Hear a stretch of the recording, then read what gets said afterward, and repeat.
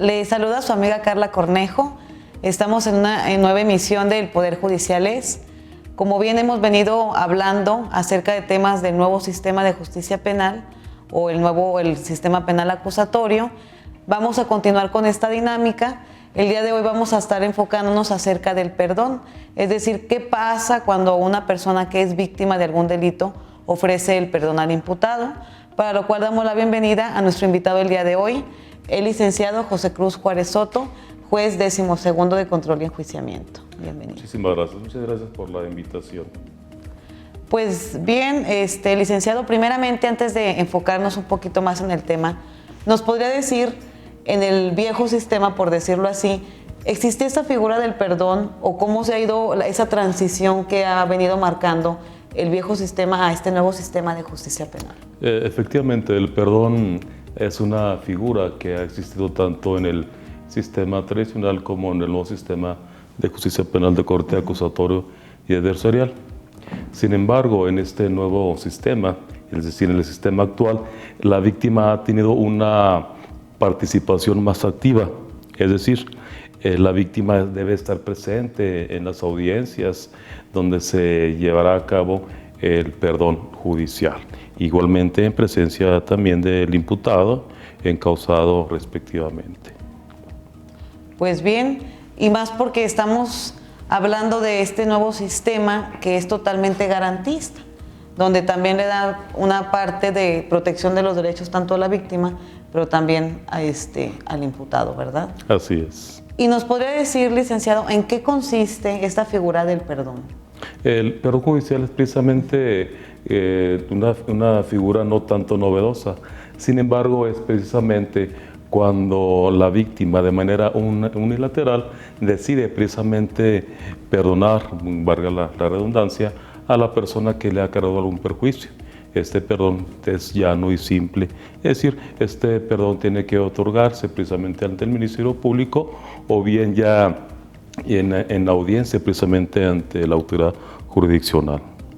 Entonces quiere decir que la víctima, no sé, yo cometo un delito X y la víctima perdona lisa y llanamente, como usted lo dice. Así es. ¿Y ante quién se ofrece este perdón? Mire, existen dos partes.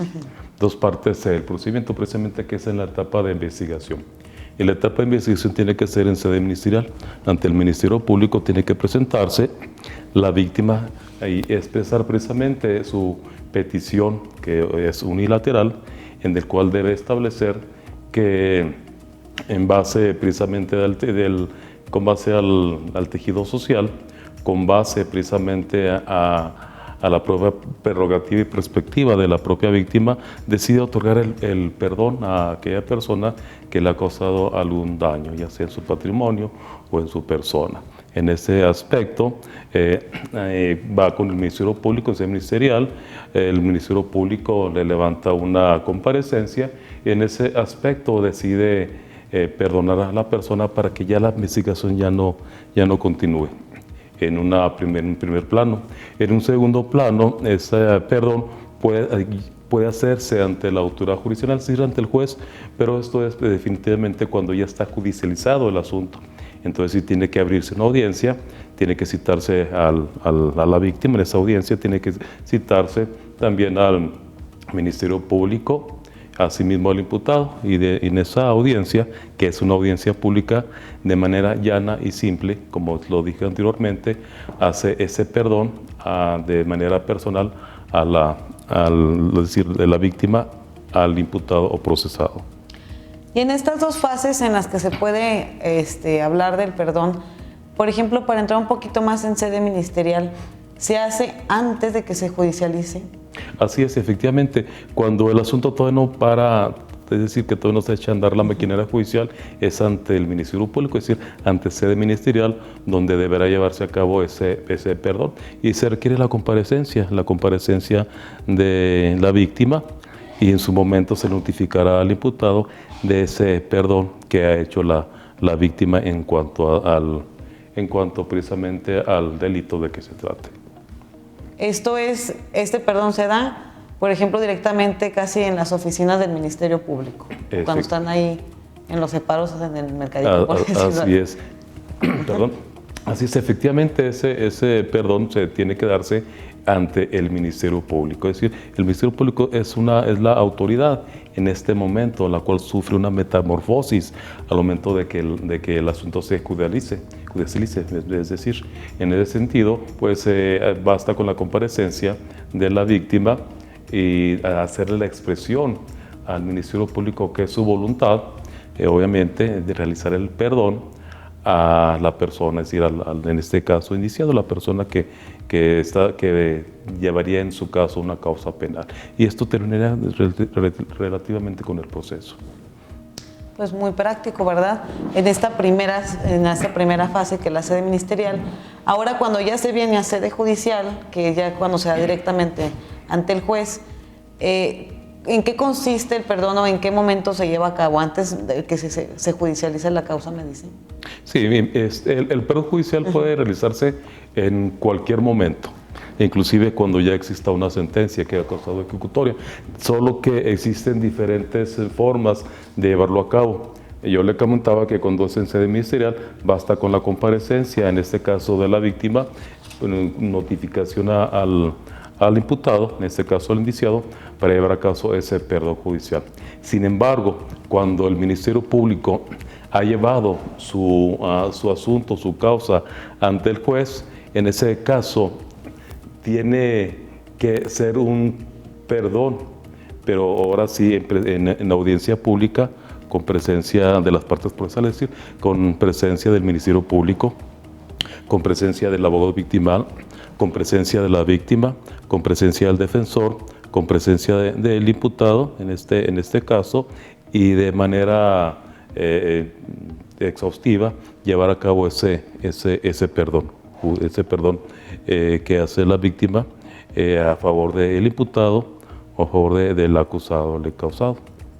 Entonces, nada más retomando, el perdón se puede llevar en cualquier fase del procedimiento antes de que cause ejecutoria una sentencia. Así es, te puede llevar inclusive desde el momento en que presenta su querella hasta el momento de que llega a causar ejecutoria la sentencia. En este caso, precisamente, como usted lo comentaba, precisamente para que cese, en este caso, a la ejecución de alguna sentencia, como bien usted lo ha manifestado. Licenciado, ¿y todos los asuntos o todos los delitos que ustedes ven revisten esta figura del perdón, o en qué casos se da el perdón al ofendido? Mire, en el nuevo sistema de justicia penal, es decir, en el actual sistema de justicia penal de corte acusatoria adversarial, existen dos catálogos de delitos. Uno son precisamente los delitos que se decía tradicionalmente que eran aquellos delitos graves, que son de prisión preventiva oficiosa, y aquellos delitos no graves. Por lo regular, y es decir, lo regular basado en algunas excepciones, en los delitos no graves, que son aquellos que se persiguen por querella necesaria, es decir, a petición de parte, es aquellos en los cuales la víctima puede ejercer el perdón, ya sea el perdón hacia el imputado, o bien al propio encausado, o bien al acusado, dependiendo de la fase del procedimiento donde nos encontremos. Entonces, usted nos está hablando de que existen los delitos graves y de los no graves. Y el perdón se otorga en aquellos delitos que no son graves, por decirlo así. Exclusivamente se otorga única y exclusivamente de aquellos delitos que se persiguen por querella, quiere decir querella necesario. Existe un articulado, que precisamente es el artículo 20 bis, en donde hace un listado precisamente de todos aquellos delitos que se persiguen a petición de parte ofendida, es decir, a petición querella, y son esos tópicos, esos delitos, donde única y exclusivamente se puede otorgar el perdón de la víctima o del ofendido. ¿Y nos podría decir algunos ejemplos de este tipo de delitos en los que se otorga el perdón? Así es, es común, digamos, en los delitos de robo simple, delitos de amenazas, de abuso sexual, siempre no se trate precisamente de personas menores de edad.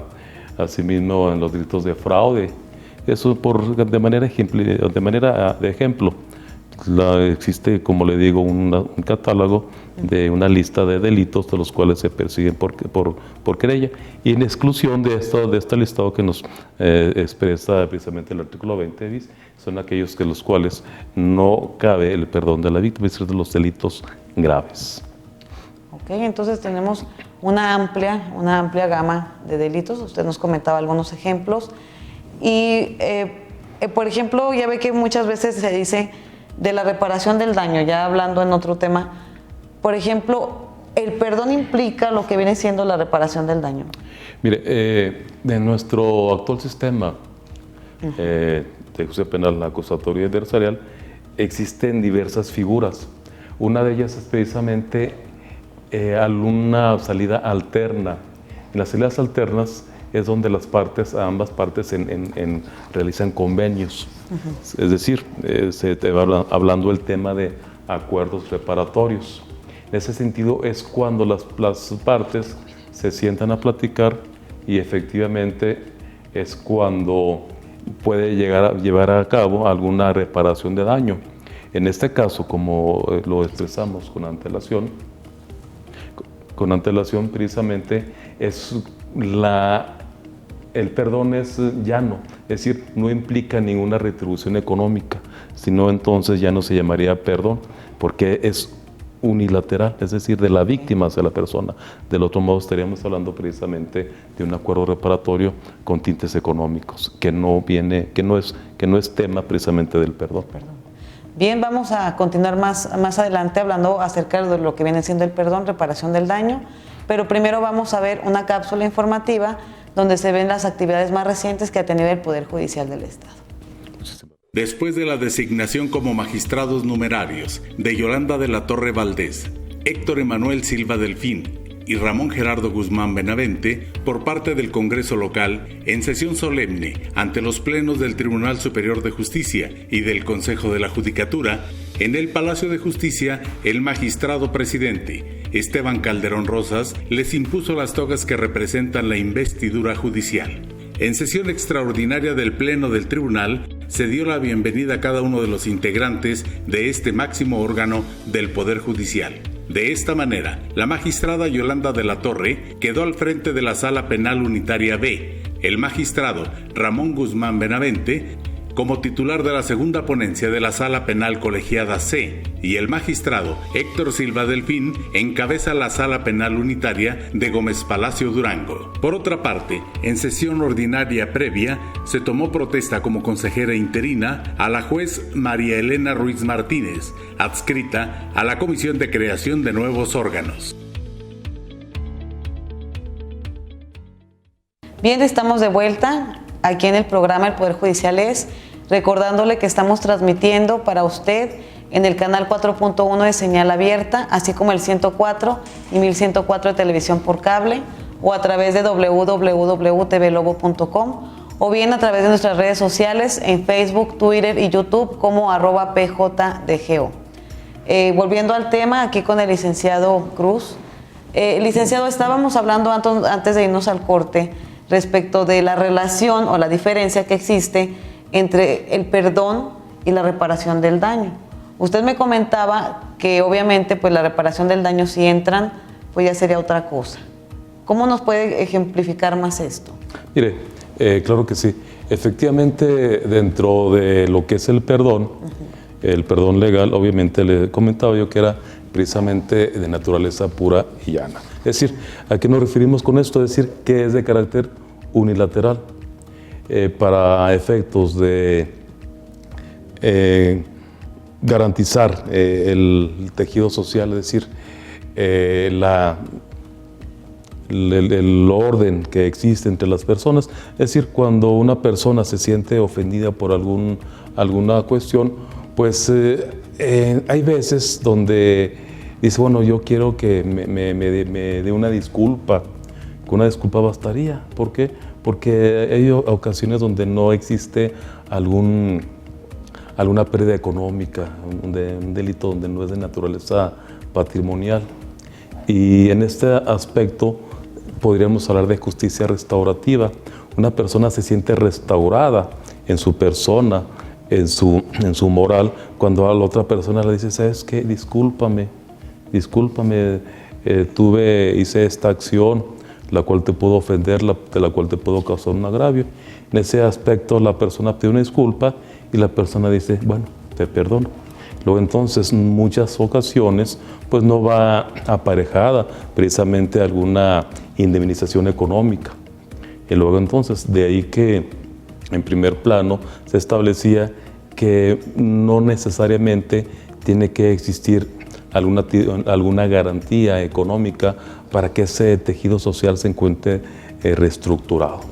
Es decir, en justicia restaurativa es donde entraría precisamente ese perdón judicial, que muchas de las veces, obviamente, como ya lo establecimos, no trae aparejada esa reparación de daño. Es decir, basta con una disculpa, es decir, ¿sabes qué? Discúlpame por alguna cosa que haya dicho, alguna expresión que yo haya establecido en tu persona. Y aquella persona pues está bien, no hay ningún problema. Luego entonces ahí se reestructura precisamente ese tejido social y la buena convivencia. Es precisamente lo que privilegia el actual sistema de justicia penal de corte acusatorio y adversarial, que existe una interacción en las partes procesales, se encuentra precisamente a un nivel parejo, es decir, la igualdad de las partes. Tenemos tanto a la víctima, tenemos tanto al ofendido en su caso, a la abogada victimal, al Ministerio Público, interactuando de manera positiva con la mesa, en este caso, de la defensa, el defensor y el imputado. En este caso, y haciendo un poco más puntual a su pregunta, en el caso de la reparación de daño, es donde sí habría precisamente aquellos delitos donde existe precisamente algún tema de carácter monetario, pero en este caso existe un apartado precisamente en justicia alternativa, donde las partes pueden acudir inclusive ante un mediador y ponerse de acuerdo en cuanto se estimaría el valor de algún tipo de daño que esto pudiera ocasionarse. Y ese valor de daño se tendría que cuantificar. Y esto sería precisamente mediante justicia alternativa o una terminación anticipada del proceso, que igualmente puede realizarse en sede ministerial o bien cuando ya el asunto ya llegó ante el tribunal mediante un acuerdo reparatorio. Entonces sí se cuantificaría cuánto es lo que asentiría el daño a reparar, se hace un acuerdo reparatorio y el proceso igualmente termina. Pero son dos rubros totalmente diferentes. Lo que es la víctima con el imputado, pero desde el punto de vista unilateral, realizando un perdón. Esto obviamente puede ser después de una disculpa, podría establecerse el perdón, o bien si la persona reflexiona, dice, bueno, realmente no llame el delito, pues por decirlo así, no fue tanto perjudicial hacia mi persona y por lo tanto no quiero seguir ese proceso, acude al Ministerio Público y igualmente hace el perdón judicial. Pero siendo relativamente más puntual, en este caso pues obviamente cuando existe algún tipo de intereses monetarios, pues es como usted lo manifestaba, es cuando ya se puede tener un tinte monetario, ese acuerdo, pero ya no sería perdón, sino sería una figura procesal completamente diferente al tema que nos incumbe. Pues qué bueno que nos ilustren esta diferencia y sobre todo ver que el perdón la víctima lo da directa, simple y llanamente, independientemente, digamos, si le paguen o no. Así es. O sea, puede ser que yo diga, no, pues no sé, fulanito me robó. En lugar de que diga, ay, no quiero que me vuelvan a reparar o no sé, si me robó 1,000 pesos, quiero que me den esos 1,000 pesos. Eso ya no es el perdón, por decirlo así. Cuando tú ya entras a la reparación del daño, te vas por la figura de justicia alternativa, justicia restaurativa. Así es. El perdón, para ilustrar un poquito más, sería, ¿saben qué? Fulano me robó 1,000 pesos. Ya, no me interesa seguir con esto. Así ya es. No me interesa si me pago o no, ya nada más quiero perdonarlo. ¿Sabes qué? Estás disculpado, bye.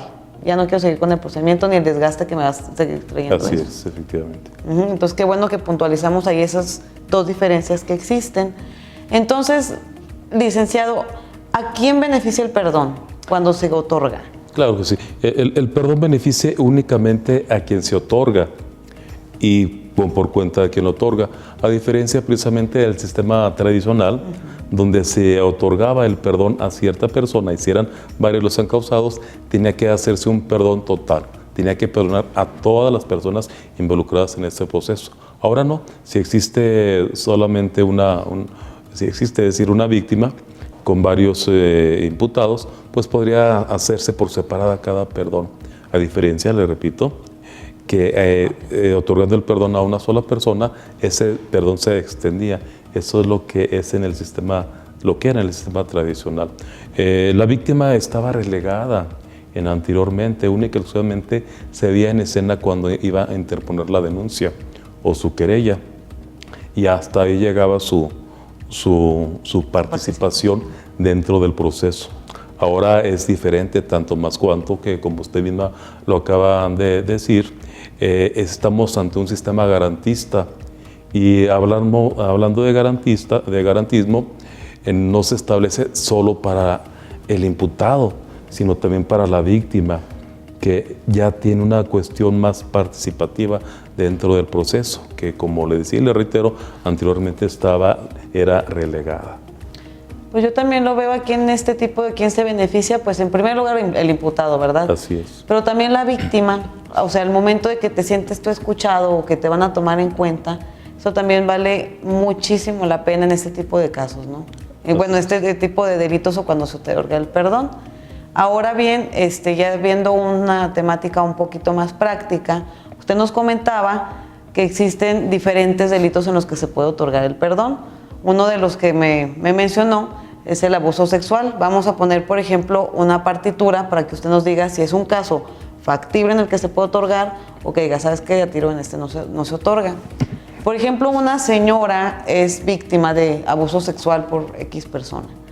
¿Esta persona puede otorgar el perdón? O sea, en este tipo de casos sí se otorga el perdón, en este caso de abuso sexual. Definitivamente. El abuso sexual precisamente se encuentra establecido dentro del catálogo de delitos que se persiguen por querella necesaria. Solo que en ese tipo de delitos sí tiene dos vertientes. Una de ellas es precisamente cuando el abuso se realiza entre una persona mayor de edad, en el caso que usted me está mencionando. Pero es el caso también cuando el abuso puede ir dirigido, el abuso sexual puede ir dirigido precisamente hacia una persona menor de edad o aquella persona que no tiene capacidad de comprender el hecho o de comprender el acto.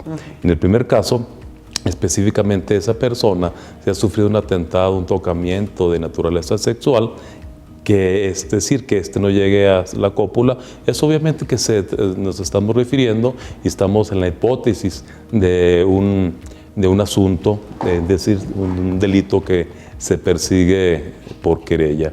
En este contexto jurídico, como usted lo manifiesta, es obvio que en el caso concreto sí entra en este sentido el perdón legal por parte de la víctima, precisamente por tratarse de una persona que es mayor de edad.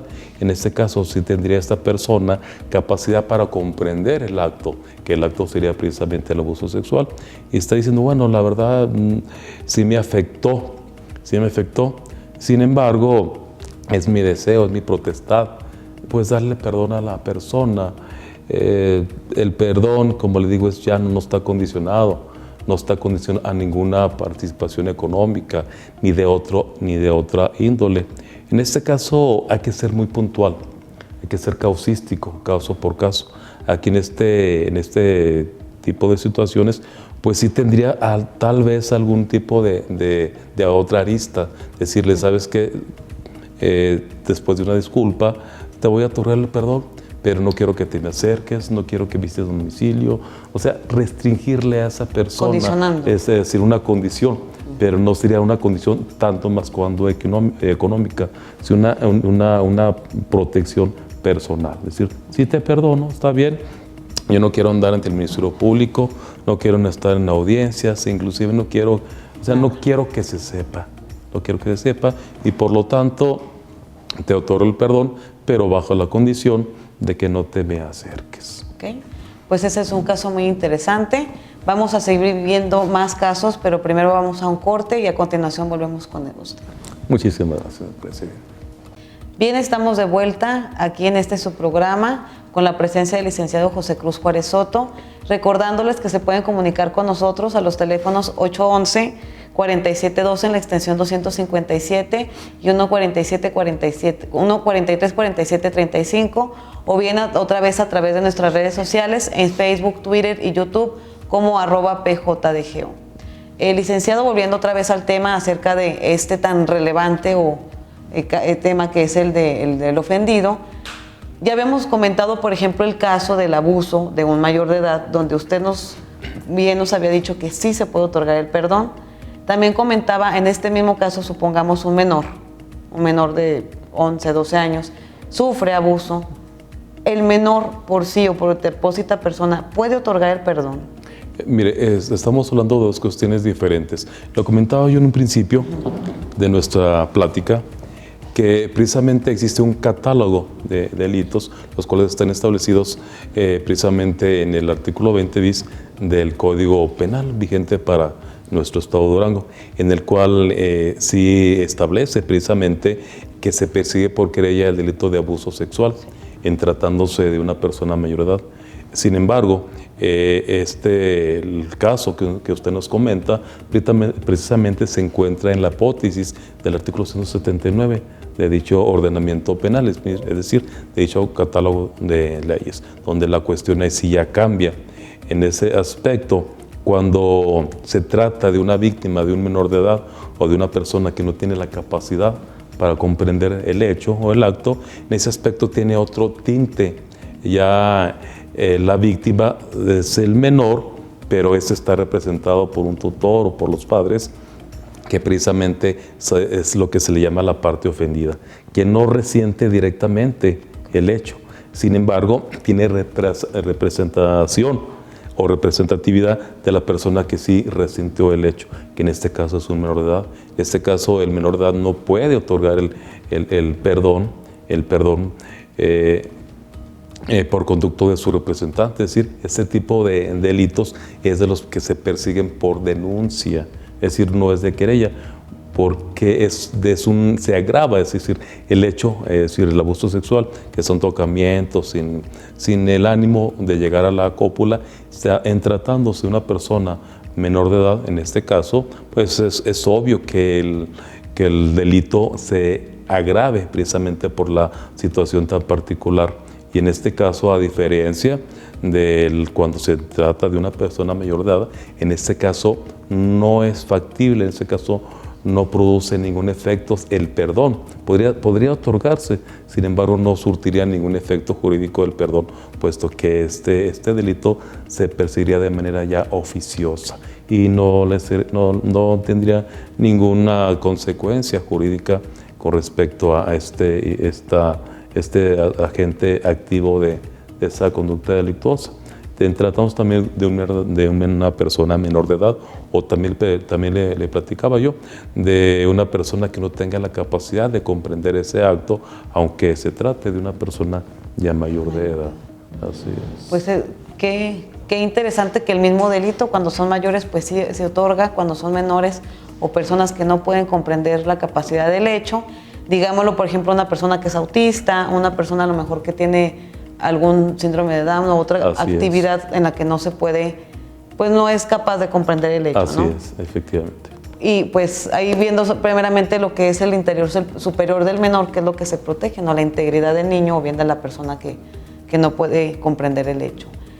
Y licenciado, otra de las dudas más comunes y de los delitos más comunes que pasan, sobre todo aquí en el estado, hablemos de violencia intrafamiliar. ¿Cuántas veces se da aquí o en muchos lados de que el esposo golpea a la esposa?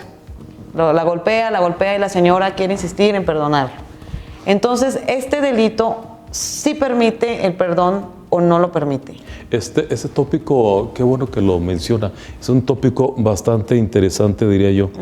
En primer lugar, precisamente porque es uno de los delitos más recurrentes en nuestra sociedad y es de las excepciones que yo le explicaba.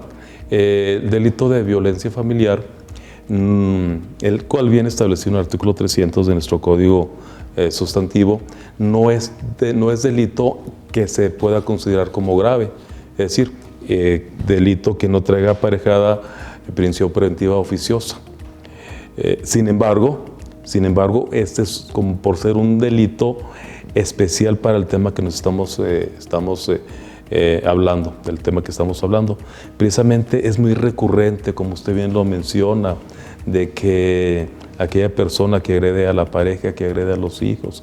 Luego entonces, este tipo de delitos no se encuentra dentro de las pautas que marca el artículo 20 bis del Código Penal vigente en nuestro Estado. Es decir, no se encuentra como aquellos que se persiguen a petición de parte, es decir, no son delitos que se persiguen por querella y por tanto, y por exclusión, no son este tipo de delitos de los cuales puede admitirle el perdón de la víctima. Y la teología es un tanto más cuanto particular. Sobre este tópico habría que decir, y eso la experiencia como juzgadores nos lo ha dado, de que una persona que tiene ese tipo de conductas en la familia, que es la base de la sociedad, pues si existiera ese perdón, pues se crearía un círculo vicioso, se crea un círculo vicioso.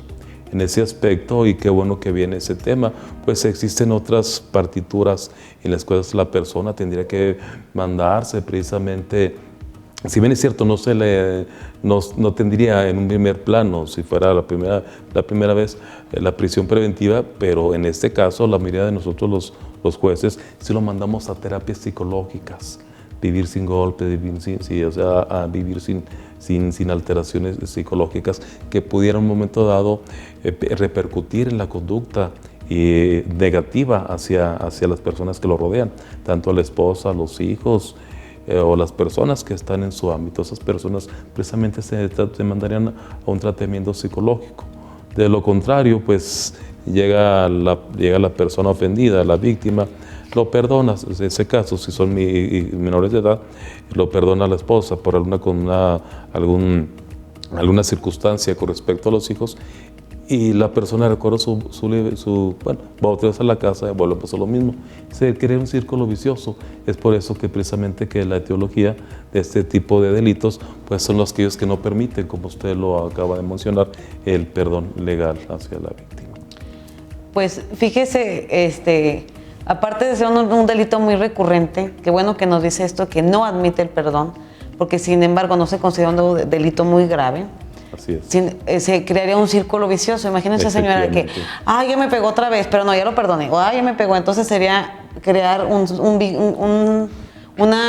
círculo vicioso, pero ya también dañando al sistema, ¿no? Que entra, sales. Así es. Y también nada más por otro ejemplo, ¿qué pasa en otro ejemplo práctico? Si una persona, supongamos, estás en algún lado y te roban, pero no me roban a mí, supongamos me roban a mí y a una compañera, y la misma persona nos roba a las dos. ¿Qué pasa si yo sí perdono a esa persona y la otra persona no le otorga el perdón? Así es. En este caso, la ley es muy puntual.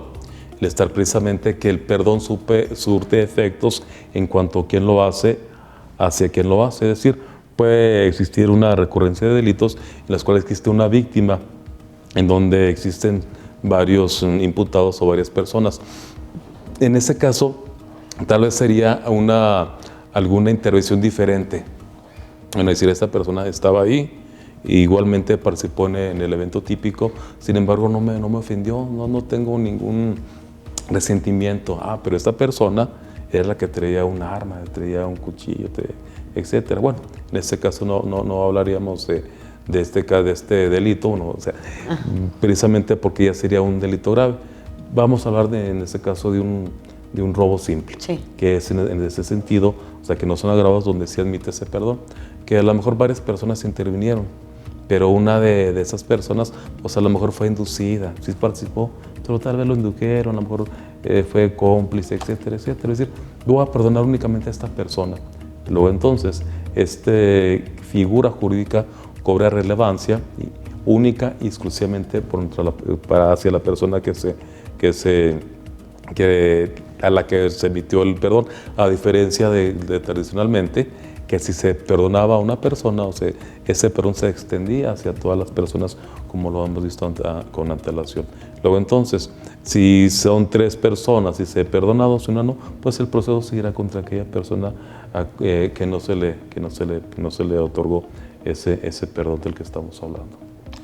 Bien, y también, por ejemplo, si yo perdonara y mi compañero no, de todas maneras sigue el delito. Así es. Efectivamente, en delito pueden existir una víctima y varios imputados o varios indiciados, o puede existir 2 víctimas en relación a un solo imputado, obviamente sobre el mismo hecho. En este caso estaría vigente la causa de la persona que no perdonó y se extinguiría la acción penal por causa en cuanto a la persona que ya realizó el perdón. Tenemos hablando por ahí de una acumulación de causas, sería única exclusivamente la causa la persona que no realizó el perdón. Sí, pues nada más quería ser muy puntual en esto porque aquí en Durango ya ve cuánto, por ejemplo, fraudes o robos que intervienen muchísimas personas, pues es importante saber que el delito continúa. Bien, vamos hablando, pero primero vamos a ver otra cápsula donde se ven las actividades más recientes que ha tenido el Poder Judicial del Estado. Muchísimas gracias. El Poder Judicial del Estado de Durango, a través de la Unidad de Derechos Humanos e Igualdad de Género y la Universidad Judicial, en coordinación con el Instituto Estatal de las Mujeres, realizó el seminario Inclusión de la Perspectiva de Género en el Proceso y Procedimientos Laborales, que impartió la maestra Marta Elena Durán González. El seminario tuvo como objetivo capacitar al personal que atiende, asesora y otorga acompañamiento y sanciona conductas en materia laboral bajo la perspectiva de género, así como sensibilizarlo con miras a la identificación de la violencia laboral en contra de las mujeres trabajadoras, entre las que sobresalen las conductas de acoso y hostigamiento laboral y sexual. En esta actividad académica, que tuvo lugar en la sala de juicio oral, licenciado Florentino Ceseñas Lerma, del Tribunal Superior de Justicia, participó personal tanto del Tribunal Laboral Burocrático, así como de la Junta Local de Conciliación y Arbitraje y la Procuraduría del Trabajo. Seguiremos hablando de este interesante tema, así como más ejemplos, pero primero vamos a ir a un corte y a continuación volvemos con el licenciado José Cruz Juárez Soto. Muchísimas gracias. Bien, estamos de vuelta. Muchísimas gracias por su presencia, licenciado. Al contrario, gracias por la invitación. Y volviendo al tema de los ejemplos en relación al perdón, ¿usted me podría decir, por ejemplo, en cuanto a delitos no graves, por ejemplo, como el homicidio, el que son muy graves más bien, por ejemplo, como el homicidio, ¿se podría dar que tenga una consecuencia el otorgar el perdón en este tipo de delitos? Homicidio, secuestro. Muy interesante su pregunta. En primer lugar, precisamente porque ese tipo de situaciones, el homicidio, el secuestro, las violaciones, son de los delitos que más afectan a nuestra sociedad y por ende precisamente a la afectación tanto psicológica, no de la persona que lo recibe, sino de igualmente de la sociedad en general. En ese aspecto hablamos en un principio que el perdón era simple, llano y era unilateral, es decir, la persona no guarda, o se supone que no guarda ningún resentimiento hacia la persona y es por eso que otorga ese perdón. Vamos, ese tipo de delitos surten sus efectos jurídicos en delitos que, como usted me lo acaba de decir, no son tan graves o no son graves. Pero hablemos ahora de delitos que más perjudican a nuestra sociedad, el secuestro. Me dice una persona que se encuentra privada de su libertad, que ese suplicio puede seguir o puede continuar durante días, hasta que no se consiga algún beneficio económico por parte del agente activo del delito. Luego este delito se extiende hacia los familiares, los familiares más cercanos, los padres, los hijos, los hermanos, inclusive a la familia, porque muchas veces que se piden ciertas cantidades de dinero, pues se tiene que reunir a la persona. se tiene que reunir a la familia para juntar esa cantidad. Y en primer plano, la gente no sabe qué hacer, si acudir ante la autoridad, si denunciar o denunciar. Hay gente que se lo guarda, situaciones se lo guarda precisamente pues, para salvar la vida de sus seres queridos que se encuentran privados de su libertad y están con esa tensión de juntar cierta cantidad de dinero que los mismos sujetos activos le están requiriendo. Luego entonces estas situaciones son muy particulares. Igualmente en el homicidio. Se dice por ahí que la libertad es uno de nuestros principales garantías y principales derechos y el bien jurídico más protegido. Pero la vida esa sí no tiene ningún precio. Luego entonces, y en cuanto a la violación, que usted también acaba de mencionar, son de los delitos pues, que la sociedad más considera de los peores. En este caso, y en segundo plano, estaríamos hablando de que son delitos que, si bien es cierto, la persona puede decir, bueno, ya me entregó a mi ser querido, ya lo tengo en casa. La persona puede decir, bueno, pues ya no tengo a la persona que se privó de la vida. Igualmente dirá, no quiero ningún problema, voy a hacer el perdón, o igualmente lo perdono intrínsecamente. Sin embargo, ese tipo de actitud jurisdiccional, pues ningún beneficio le atrae precisamente al agente activo del delito. ¿Por qué? Porque, en primer lugar, porque es un delito de los que se persiguen de manera oficiosa. Es decir, que el órgano investigador tiene la obligación de hacer la indagatoria, la investigación que nos lleve a una verdad legal, es decir, una verdad jurídica o esclarecimiento de los hechos, que es precisamente la teología de nuestro sistema de justicia penal, de corte acusatoria adversarial. Y aunque la persona en audiencia pública se pare de frente, vea al inculpado, al encausado o el imputado, decir, ¿sabe qué? No quiero nada en contra suya. Yo de corazón lo perdono. Sin embargo, es una actitud positiva de la persona, quiere decir que es una persona que no quiere nada contra esa persona. Sin embargo, el Estado en ese tópico va a encarar a esta persona, va a llevar a cabo la investigación y se trata de una sentencia, y se trata precisamente de elementos de convicción que apunten precisamente a que esa persona es culpable o que participó en los hechos delictivos, pues luego entonces esta persona tendrá una sentencia condenatoria, no obstante que la víctima o el ofendido, en el caso de homicidio, pues haya otorgado el perdón legal a esta persona.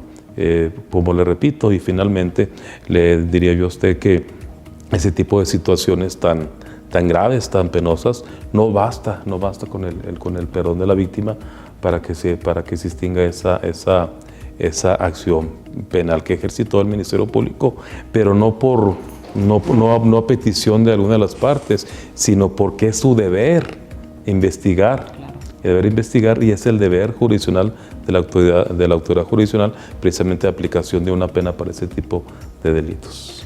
Pues es claro que ya cuando se trata de delitos graves que son lastimosos para la sociedad en general y que son tan delicados como en el caso del homicidio, secuestro, violaciones, aunque si bien es cierto, como usted nos dice, la víctima puede perdonar, pues el perdón ahí no tiene ninguna consecuencia jurídica, porque pues dice, eres culpable si realmente se demuestra la culpabilidad de la persona, y de todas maneras vas a recibir tu castigo. Así es. Y hablando de consecuencias jurídicas, licenciado, ¿nos puede decir cuál es la consecuencia jurídica de que se le otorgue a alguien el perdón?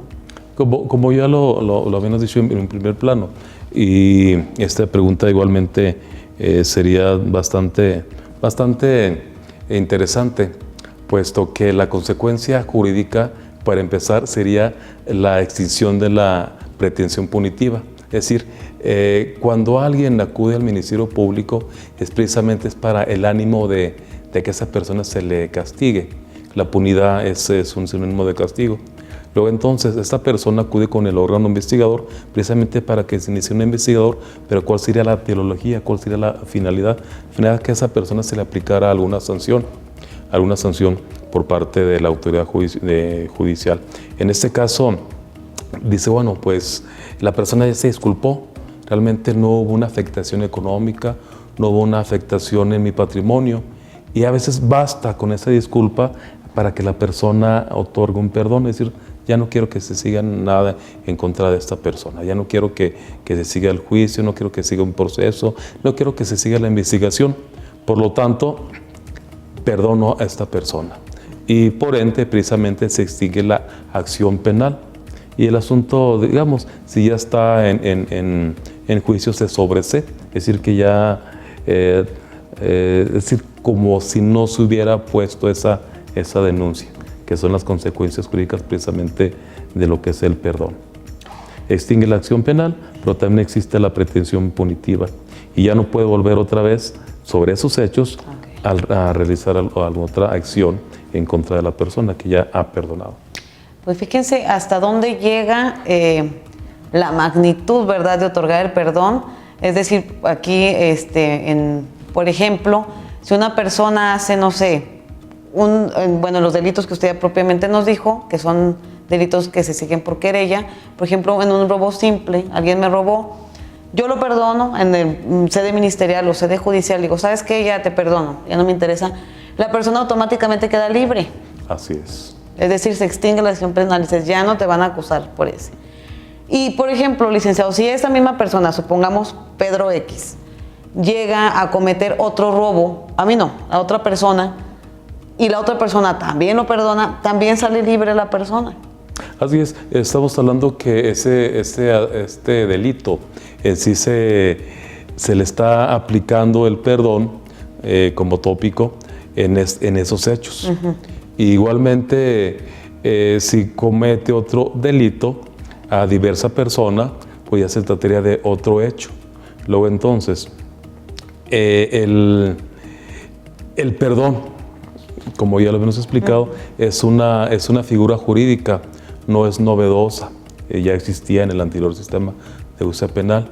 Lo que pasa es que ahora la víctima tiene más participación, tanto en la denuncia, participación ante el Ministerio Público, igualmente participación ante la autoridad jurisdiccional. En este caso, si diversa persona le otorga el perdón, como está establecido, pues nadie lo puede obligar a que no perdone. Si esta persona decide perdonarlo y esta persona igualmente comete otro delito, pues igualmente es un derecho inalienable a la persona. Es decir, independientemente que ya la otra persona lo haga perdonado por otro hecho, no existe ninguna regla, ninguna ley que le diga a Pedro Pérez, ¿verdad? Después de, sabes que tú no lo perdones porque ya lo perdonó Juan Pérez, ¿no? No, o sea, precisamente es una voluntad de la persona de perdonar a quien haya cometido algún hecho delictivo, no obstante que llegue a realizar otras conductas en diferencia precisamente a otras figuras, por decirlo así, el acuerdo reparatorio, que puede llevarse tanto ante el Ministerio Público, ante el mediador o ante la autoridad jurisdiccional. Aquí somos muy puntuales al establecer precisamente que si existe ya otro acuerdo reparatorio en otra causa, pues obviamente no podrá llevar esta persona otro acuerdo reparatorio. Pero la pregunta puntualmente, y siendo el tópico, si alguien perdona, no importa que haya tenido otros perdones, este perdón judicial sí prospera. Pues fíjense lo más importante de aquí, de este programa que hemos visto, que el perdón es directamente de la víctima y nada más es decisión de ella. Así es. Y la consecuencia jurídica de que yo perdone a alguien es que se extinga la acción penal. Así es. Licenciado, estamos a punto de despedir este programa. Nada más algo que nos quiera aterrizar así de manera muy concreta. No, pues invito a la ciudadanía para que vea este programa, puesto que va a traer mensajes positivos y la persona bien informada es aquella persona que puede hacer frente a una situación. Entonces, muchísimas gracias por la invitación. No, al contrario. Nada más antes de despedirnos, pues viendo una misión, una óptica hacia el futuro, vemos que se está viendo que en ocasiones pues la cárcel no siempre es la mejor opción, ¿no? Que existen otras alternativas y donde queden en este sistema que es tan garantista las partes queden bien, tanto la víctima como el imputado. Así es, es una frase que yo he hecho patente, ¿verdad? Que hay que civilizar el derecho penal. Exactamente. Hay que civilizar el derecho penal y la única salida no es la cárcel, no es el encierro, sino que existen un sinnúmero de salidas alternas que puede dar mejores resultados a la sociedad. Por eso invito a la ciudadanía que siga viendo este tipo de programas muy ilustrativos. Pues bueno, hemos llegado al término de este programa. Licenciado José Cruz Juárez, agradecemos mucho su visita aquí. Esperemos que no sea la única ocasión que nos acompañe. Y pues nada más recordarle a todo mundo que el Poder Judicial es justicia humana y transparente para usted. Muchísimas gracias. Gracias.